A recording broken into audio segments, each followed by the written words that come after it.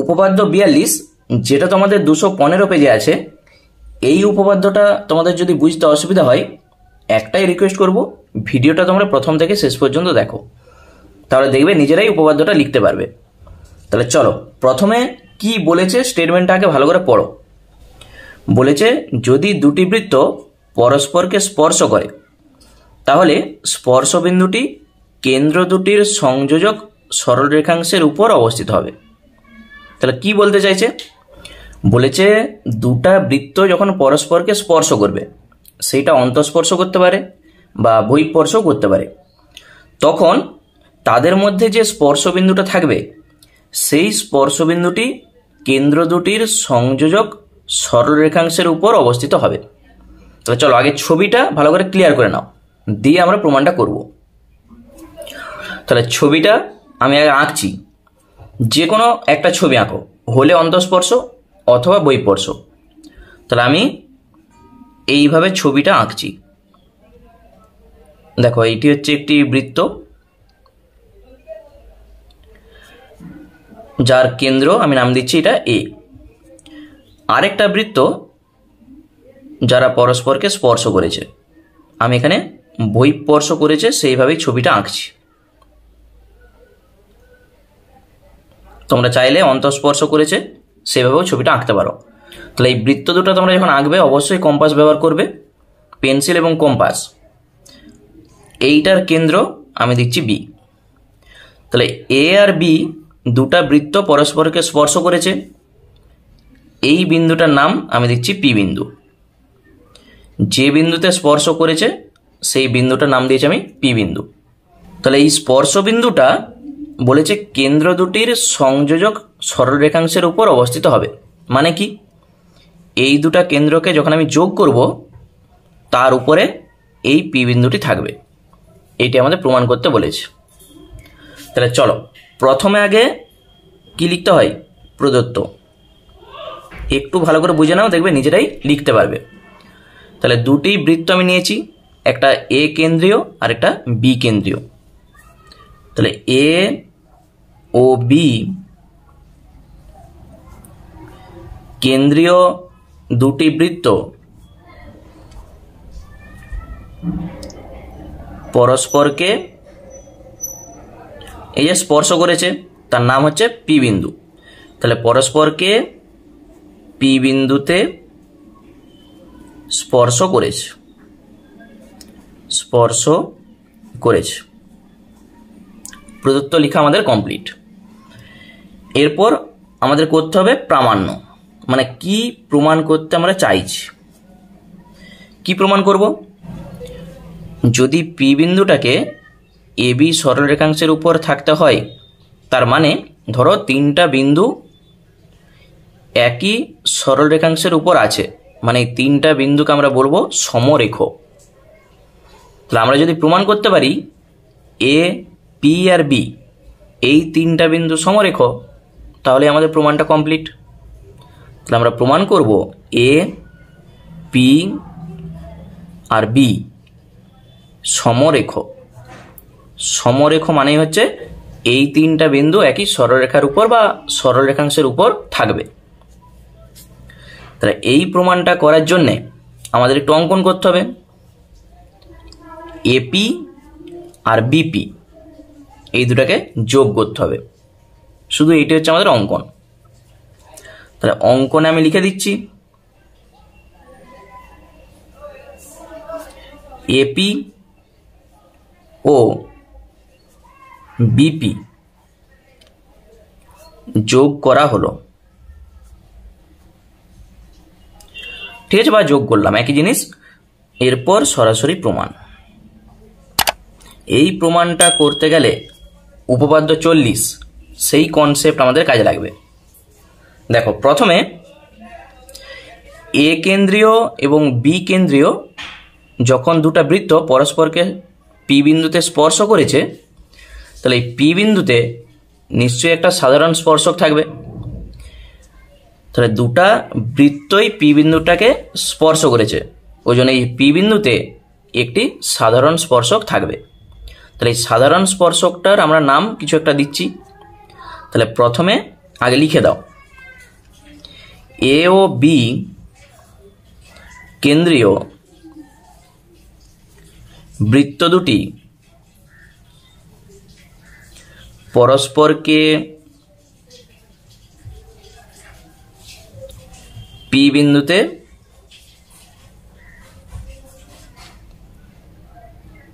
স্পর্শ করেছে, এটা আমরা আগেই বলে এসেছি। সুতরাং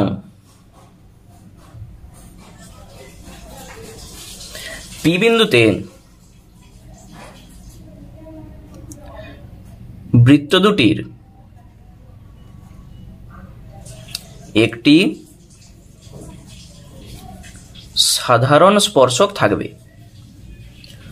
সাধারণ স্পর্শক থাকবে বা আছে। তাহলে সেই সাধারণ স্পর্শকটা আমরা এখানে আঁকছি। ধরো এইটি হচ্ছে তাদের সাধারণ স্পর্শক বা কমন স্পর্শক তোমরা বলতে পারো। এইটি হচ্ছে সাধারণ স্পর্শক, যার নাম আমি দিচ্ছি, এটা হচ্ছে এস আর এটা হচ্ছে এখানে টি। আমি বইয়ের মতো করেই নামগুলো দিচ্ছি যাতে তোমাদের বুঝতে সুবিধা হয়। তোমরা অন্য যে কোনো নাম দিতে পারো, ঠিক আছে? যখন তোমরা বুঝে যাবে অন্য যে কোনো নাম দিয়ে করবে তখন দেখবে খুব সহজেই করতে পারবে। তাহলে সাধারণ স্পর্শকটার আমি নাম দিয়েছি এসটি। আর এই ছবিগুলো যখন তোমরা আঁকবে অবশ্যই স্কেল, কম্পাস এবং পেন্সিলটা অবশ্যই ব্যবহার করবে, ঠিক আছে? আমি হাতেই দেখাচ্ছি। তাহলে লিখে দাও। ধরি এসটি হলো বা এসটি সাধারণ স্পর্শক,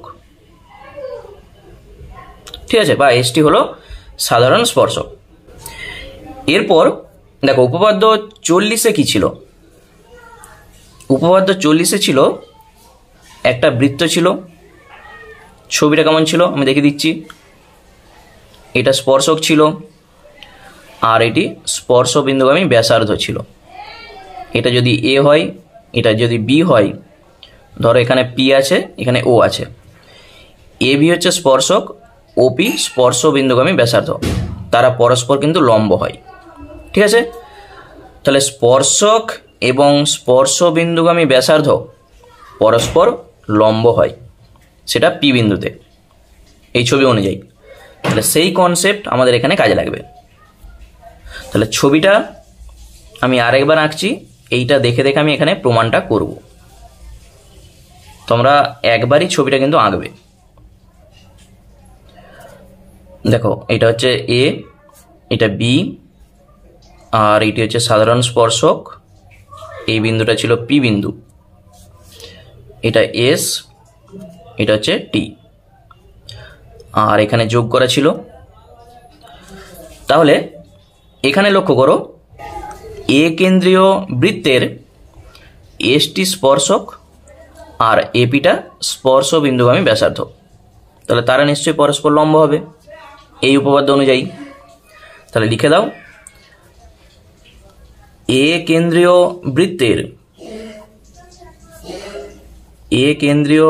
বৃত্তের এসটি স্পর্শক এবং এপি স্পর্শ বিন্দুগামী ব্যাসার্ধ। তাহলে অতএব তুমি বলতে পারো এপি এটা লম্ব চিহ্ন এসটি। উপপাদ্য 40 অনুযায়ী এপি লম্ব এসটি, এই দুটা পরস্পর লম্ব হবে। একই রকমভাবে বি কেন্দ্রীয় বৃত্তের এসটি স্পর্শক, বিপি স্পর্শ বিন্দুগামী ব্যাসার্ধ। লিখে দাও, বি কেন্দ্রীয় বৃত্তের এসটি স্পর্শক এবং বিপি স্পর্শ বিন্দুগামী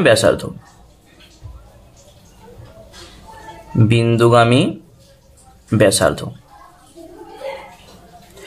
অতএব তুমি এখান থেকে বলতে পারো বিপি লম্ব এসটি। তাহলে এখানে দেখো এপি লম্ব এসটি পাচ্ছি, আবার এপাশ থেকে পাচ্ছি বিপি লম্ব এসটি। মানে এখানে এই পিটা এই দুটার মধ্যেই কমন দেখতে পাচ্ছি আমরা। তাহলে অতএব এপি এবং বিপি পি বিন্দুতে দেখো এসটির উপর বা এসটি সরলরেখার উপর লম্ব আমরা বলতে পারি। পি বিন্দুটা এই দুটার ক্ষেত্রেই কমন আছে, দেখো এপি লম্ব এসটি আবার বিপি লম্ব এসটি। তাহলে আমরা কি বলবো, এপি ও বিপি পি বিন্দুতে এসটি সরলরেখার উপর লম্ব বলতেই পারি আমরা। তাহলে এপি ও বিপি একই পি বিন্দুতে এসটি সরলরেখার উপর লম্ব। তাহলে ওইটা যদি লম্ব হয় তাহলে নিশ্চয়ই এপি আর বিপি একই সরলরেখার উপর আছে। দেখো ছবিটা আমি যদি একটু উল্টো দিকে দেখাই এইভাবে, এখানে এ, এটা আছে পি, এইটা আছে বি, ঠিক আছে, আর এ পাশে আছে এসটি। ছবিটা আমি উল্টা করে এঁকেছি। তাহলে আমি কি বলেছি, এপি লম্ব এসটি আবার এখান থেকে বিপি লম্ব এসটি। তাহলে আমরা বলছি এপি ও বিপি ওই পি বিন্দুতে, দেখো এই পি বিন্দুতে এসটির উপর লম্ব, এসটির উপর এপিটা লম্ব, আবার এসটির উপর বিপিটাও লম্ব। তাহলে নিশ্চয়ই যেহেতু পি বিন্দুটা এটা কমন, দেখো পি বিন্দুটা দুটার ক্ষেত্রেই কমন, তাহলে অতএব এপি ও বিপি একই সরলরেখায় আছে বা সরলরেখায় অবস্থিত।